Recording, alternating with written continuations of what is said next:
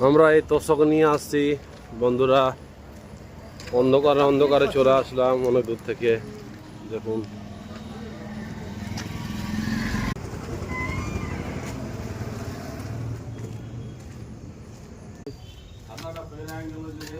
আমরা থানা ঢুকে গেছি। এখন আমাদের যেখানে থাকার জায়গা দিয়েছি সেখানে থাকবো। চারিদিকে আমাদের লাইট ছমছম। এদিকে আমার বন্ধু রয়েছে, তাকাও ভাই।